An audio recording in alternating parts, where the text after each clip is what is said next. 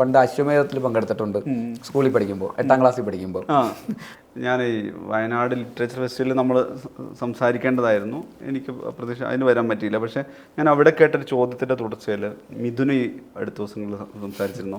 മിഥുൻ പറഞ്ഞൊരു കാര്യമുണ്ട്. അപ്പം ഞാൻ ബേസിലേക്ക് ഒരു ക്യൂരിയസ് കിഡിനെ കണ്ടിട്ടുള്ള ആളാണ് മിഥുൻ എന്നുള്ളത്. എനിക്കൊന്ന് അവിടെ ഒരു മന്ത്രി പങ്കെടുത്ത പരിപാടിയിൽ ബേസിൽ ചോദ്യം ചോദിച്ചേക്കുന്നു. അപ്പം എന്നോട് തന്നെ മിഥുൻ പറഞ്ഞത് അത് ഭയങ്കര രസമുള്ളൊരു വീഡിയോ ആണ്. ഞാൻ വാർത്ത വായിക്കുന്നതും അന്നത്തെ ദിവസം പിന്നെ അവിടുത്തെ പ്രാദേശിക ചാനലിൽ ഈ പറഞ്ഞ ഒരു കൊച്ചുമിടുക്കൻ അവിടെ മന്ത്രിയോട് ചോദ്യം ചോദിച്ചു എന്ന് പറഞ്ഞിട്ട് ആ വീഡിയോ വന്നു. ആ വീഡിയോയുടെ ന്യൂസ് മിഥുൻ്റെ കയ്യിൽ അങ്ങോട്ട് ആ സമയത്ത് കോപ്പി ഉണ്ടായിരുന്നു. പക്ഷെ ഇപ്പം ബേസിലിൻ്റെ കയ്യിൽ ആ കോപ്പി ഉണ്ട്, പക്ഷെ അവനൊരിക്കലും പുറത്ത് വിടില്ല എന്ന് പറയുന്ന സാധനം ഉണ്ടായിരുന്നു. ഞാൻ പറഞ്ഞത് എനിക്ക് പേഴ്സണലി ചോദിക്കാനുള്ള ഒരു ക്യൂരിയോസിറ്റി, ഇപ്പം എന്ത് കഴിയുമ്പോഴും ഒരു ക്യൂരിയോസിറ്റി ഭയങ്കര ഫാക്ടറാണല്ലോ. ബേസിൽ ഇപ്പം ആരോഗ്യമുള്ള ജീവിച്ചിരിക്കുന്ന പ്രായത്തിലൊക്കെ ഈ പറയുന്ന ഫിലിം മേക്കിംഗ് ആണെങ്കിലും ആക്ടിങ് ആണെങ്കിലും അത് അന്ന് അപ്ഡേറ്റ് ആയി ചെയ്യണമെന്ന് ആഗ്രഹിക്കുന്ന ആളായതുകൊണ്ട് ചോദിക്കുന്നതാണ്. ഒരു ക്യൂരിയോസിറ്റി വളരെ ചെറിയ പ്രായത്തിൽ മുതലുണ്ടാക്കിയൊരു സംഗതിയാണോ? എനിക്ക് എൻ്റെ അപ്ബ്രിങ്ങിങ് അതിനൊരു ഭയങ്കര ഹെൽപ്ഫുള്ളായിരുന്നു. ഈ പറയുന്ന പോലെ വീട്ടുകാരൊക്കെ എല്ലാത്തിനും പഠിക്കാനൊക്കെ വിടും, പാട്ട് പഠിക്കാൻ വിടും, കരാട്ടെ പഠിക്കാൻ വിടും, കീബോർഡ് അങ്ങനെ ഉള്ള. പക്ഷേ എന്നാൽ ഭയങ്കര ആക്റ്റീവാണ്, എല്ലാ കാര്യങ്ങളിലും ആക്റ്റീവാണ്. എക്സ്ട്രാ കരിക്കുലേഴ്സ് ഭയങ്കര പഠിപ്പിച്ചിട്ട് എന്നുള്ള രീതിയിലൊന്നുമല്ല, എന്നാൽ പഠിത്തത്തിലും ആക്റ്റീവാണ്. ഈ പറയുന്ന നല്ല ക്ലാസ്സിൽ നല്ല അത്യാവശ്യം നന്നായിട്ട് മാർക്ക് മേടിക്കുന്ന കുട്ടി എന്നുള്ള രീതിയിലും. പിന്നെ അധ്യാപകരുടെ എൻ്റെ അച്ഛൻ പ്രീസ്റ്റാണെന്നാൽ പോലും അദ്ദേഹം സ്കൂൾ അധ്യാപകനാണ്, അമ്മയും സ്കൂൾ അധ്യാപികയാണ്. വളർന്നു വന്നൊരു ചുറ്റുപാടൊക്കെ അപ്പുറത്തെ വീട്ടിലൊക്കെ ആണെങ്കിലും അധ്യാപകരുടെ മക്കൾ, ബാങ്ക് മാനേജറിൻ്റെ മക്കൾ എന്നൊക്കെ പറയുന്ന പോലത്തെ ഒരു ലൊക്കാലിറ്റിയാണ്. അപ്പോൾ അക്കാഡമിക്കലിയൊക്കെ നമുക്ക് ആ ഒരു ഇതുണ്ട്. എന്നാൽ പോലും കലാപരമായിട്ടും ഞാനും ചേച്ചിയും ഈ പറയുന്ന പോലെ പണ്ട് പള്ളിയിലൊക്കെ കൊയറിലൊക്കെ പാട്ട് പാടും, നിൽക്കും. പിന്നെ പള്ളിയുടെ പരിപാടികൾക്കൊക്കെ എല്ലായിടത്തും പ്രസംഗ മത്സരം, ചെറിയ പ്രായം തൊട്ട്, ചെറിയ 4-5 വയസ്സ് നഴ്സറി പഠിക്കുന്ന കാലം തൊട്ട് തന്നെ fancy dress competition, group dance, പിന്നെ നാട്ടിലെ മറ്റേ ഓണാഘോഷ പരിപാടികളിൽ കലാപ്രതിഭയാവുന്നു, നുണ പറച്ചിൽ മത്സരം, പിന്നെ മറ്റേ ഡാൻസ്, വീണ്ടും ഡാൻസ്, അങ്ങനെയുള്ള എല്ലാ പരിപാടികൾക്കും എല്ലായിടത്തും നമുക്ക് മുമ്പിൽ നിർത്താൻ പറ്റുന്ന ഒരാളുണ്ടാവുമല്ലോ. നമുക്ക് സമ്മാനം മേടിക്കാൻ നമ്മുടെ തുറപ്പിയിട്ട് ഇവനെ ഇറക്കാമെന്ന് പറയുന്നത്. അപ്പോൾ എനിക്ക് അറിയുന്ന പരിപാടികൾക്ക് മാത്രമല്ല അറിയാത്ത പരിപാടികൾക്കും പോകാൻ. അപ്പോൾ സഭാകമ്പം ഒരിക്കലും ഉണ്ടായിട്ടില്ല. നമുക്ക് ഇപ്പോൾ സ്കൂളിൽ പഠിക്കുമ്പോഴൊക്കെ ആണെങ്കിൽ അക്ഷര ശ്ലോകത്തിനും പദ്യം ചൊല്ലൽ, മലയാളം പദ്യം ചൊല്ലൽ, ഇംഗ്ലീഷ് പ്രസംഗം, അങ്ങനെ ഇംഗ്ലീഷ് പ്രസംഗമൊന്നും പറയാനുള്ള കപ്പാസിറ്റി ഒന്നും എനിക്കില്ല ആ സമയത്ത്. എൻ്റെ ഇംഗ്ലീഷ്, നമ്മൾ സാധാരണ ഇംഗ്ലീഷ് മീഡിയം സ്കൂളിലാണ് പഠിച്ചിരിക്കുന്നത്. അപ്പോൾ അവിടെയൊന്നും ഇംഗ്ലീഷൊന്നും അങ്ങനെ നമുക്ക് പ്രസംഗം പറയാനുള്ള ലെവലിലൊന്നും ഇംഗ്ലീഷൊന്നും നോർമൽ ഒരു Kerala state syllabus English medium സ്കൂളിലൊന്നും അങ്ങനത്തെ കാര്യങ്ങളൊന്നുമില്ല. എന്നാൽ പോലും ഇംഗ്ലീഷ് പ്രസംഗത്തിന് കൂടുക. അപ്പോൾ എനിക്കിപ്പോഴും ഓർമ്മയുണ്ട് ഒരു പ്രസംഗ മത്സരത്തിന് പോലീസിൻ്റെ ടോർച്ചർ അങ്ങനെ എന്തോ ഇതിനെക്കുറിച്ചാണ് സംസാരിക്കേണ്ട വിഷയം. അത് 5 മിനിറ്റ് മുമ്പാണ് നമുക്ക് 10 മിനിറ്റ് മുമ്പാണ് നമുക്ക് വിഷയം തരിക പ്രസംഗ മത്സരത്തിന്, ഇതിനെക്കുറിച്ചാണ് സംസാരിക്കേണ്ടത്. അപ്പോൾ എനിക്ക് ഇംഗ്ലീഷ് പ്രസംഗം പറഞ്ഞുകൊണ്ടിരിക്കുകയാണ്. അപ്പോൾ എനിക്ക് അന്ന് ഒരു ഉരുട്ടിക്കൊല കേസ് എന്നൊക്കെ പറഞ്ഞ പോലത്തെ കേസൊക്കെ നടക്കുന്ന സമയമാണ്. അപ്പോൾ ഇതൊക്കെ റെഫർ ചെയ്തിട്ട് പ്രസംഗത്തിൽ കൊണ്ടുവരണം.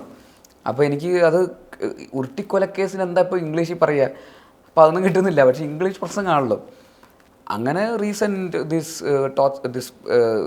മേർഡേഴ്സ് ലൈക്ക് ഉരുട്ടിക്കൊലക്കേസ് എന്നൊക്കെ പറഞ്ഞിട്ട് അങ്ങനെ തന്നെ മലയാളത്തിൽ തന്നെ ഉരുട്ടിക്കൊലക്കേസിനെ കുറിച്ചൊക്കെ ഇംഗ്ലീഷ് പ്രസംഗത്തിൽ പോയിരുന്നു പറയുക.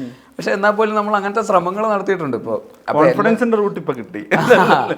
അതെ, എല്ലായിടത്തും പോയിട്ട് എല്ലാം ചെയ്യാനുള്ള ഒരു കോൺഫിഡൻസ് പണ്ട് മുതലേ ഉണ്ട്.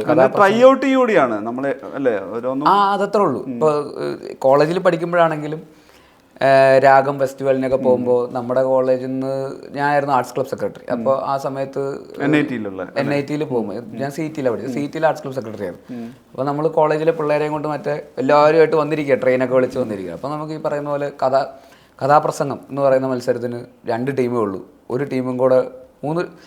അപ്പോൾ അവർ കോർഡിനേറ്റേഴ്സ് വിളിച്ചു, നിങ്ങളുടെ കോളേജിൽ നിന്ന് വല്ല ടീമുണ്ടോ? അപ്പോൾ നോക്കുമ്പോൾ എത്ര ടീമുണ്ട്? 2 ടീമേ ഉള്ളൂ. ഓക്കേ, എന്നാൽ ഞങ്ങളും കൂടെ ഉണ്ടെന്ന് പറഞ്ഞ് പേര് കൊടുക്കുകയാണ്.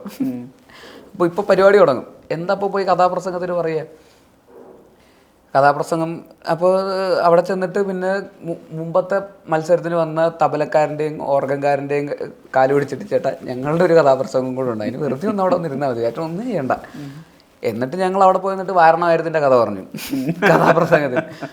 അതാ ട്രെയിനിലൊരു കുട്ടി ഇങ്ങനെ ഇരിക്കുകയാണ്, അപ്പോൾ ഇവൻ്റെ വീട്ടിലൊരു ഗാനം വന്നു, നെഞ്ചിക്കുൾ പെയ്തെന്നൊക്കെ പറഞ്ഞ് അങ്ങനെ ഒരു കഥ. അതിൽ നമുക്ക് 3-ാം സ്ഥാനം കിട്ടിയാൽ ടീം 3 പേരേ ഉള്ളൂ എന്ന് പറയുമ്പോൾ 3-ാം സ്ഥാനം കോളേജിന്. അപ്പൊ അങ്ങനത്തെ ഗട്ട്സും ഈ പറയുന്ന പോയി നിന്ന് ഇതൊന്നും എന്തായാലും കോല് കിട്ടുമെന്നൊക്കെ അറിയാം. അല്ലെങ്കിൽ ചിലപ്പോൾ ആൾക്കാർ എൻജോയ് ആയിരിക്കും ആ ഒരു അന്നേരത്തെ ഒരു ഇൻസ്റ്റിങ്റ്റീവ് ആയിട്ടുള്ള അങ്ങനത്തെ ഒരു പരിപാടിയൊക്കെ ആകുമ്പോൾ ചിലപ്പോൾ ആൾക്കാർ എൻജോയ് ആയിരിക്കും.